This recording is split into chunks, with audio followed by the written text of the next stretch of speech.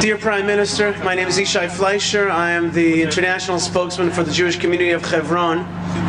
And I think that we all know that the situation that we have right now is simply intolerable. We can't have Jews be afraid to live in the land of Israel.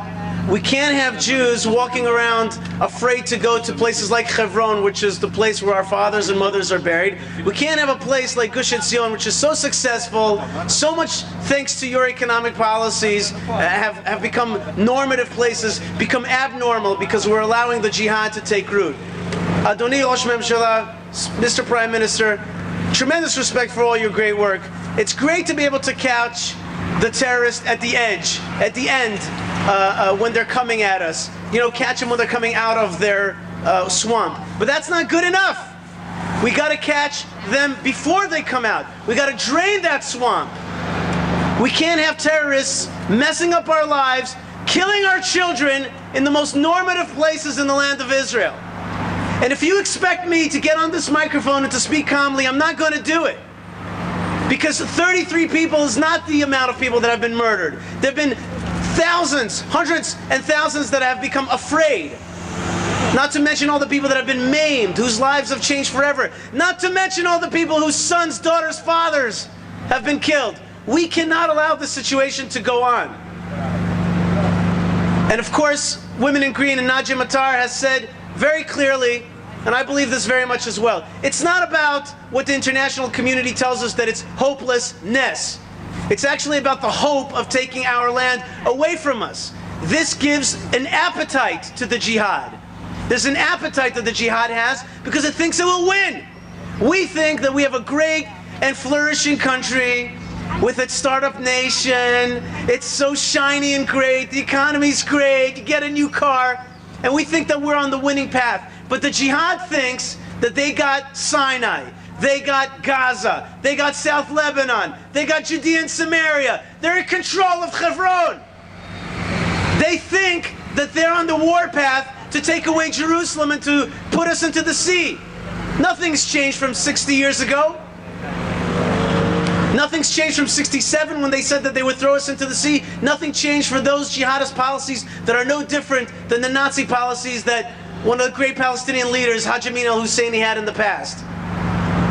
So we have to take away that hope. And Mr. Prime Minister, let me remind you of the greatest rabbi that you and I both share in our hearts, and that's Rabbi Jabotinsky, right? He said that the way to do it is to put up an iron wall, to send a signal that we'll never give up our homeland. We will never let them take our land. We will never let them kill our people anymore. That's the meaning of never again.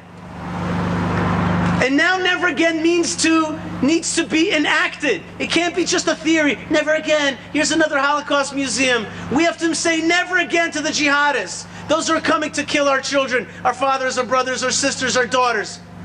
We have to say never again. We have zero tolerance for the death of Jews. That's what the Jewish state is supposed to be. It's supposed to be a safe haven first and foremost. And you're in charge of that. Mr. Prime Minister, we have so much respect for you. Don't let that respect be wasted. This is your opportunity to show your great economic leadership, your other leaderships, and now it's time not only to grow this country economically, but to get back to our ancestral homeland, to let Jews feel safe in places like Hebron, in Shechem. Ladies and gentlemen, our ancestral lands are places that we're afraid to go to. We're afraid to go to Kever Yosef. We can't go there, it's been burnt down. We go to the tomb of Rachel, it looks like some kind of jail. We're afraid to go to the tombs of our fathers and mothers. This situation has to change. Israel's got to shift gears. And it's time now, of course, for sovereignty, full sovereignty. And there's a pathway for minorities to live normally in our world. They could live there with civil rights. They could live there with a pathway to citizenship. But they can't be seditious. And Mr. Prime Minister, there's no way that we're going to send a signal to the jihad that we will never let them win if we have jihadist Knesset members in our highest body, in our holiest body, in this body that says that this is the future of Israel. There's the jihad right there. So what is a 13-year-old jihadist in Hebron going to think? He thinks, look at the Knesset members that are just making a mockery out of us in our Knesset. Why shouldn't I go out and stab? We have to start at the top. the fish starts to stink from the head. Take out those Knesset members, make a normal policy that seditious people are going to go to jail, and let us live in freedom, in liberty, and in sovereignty in the land of Israel.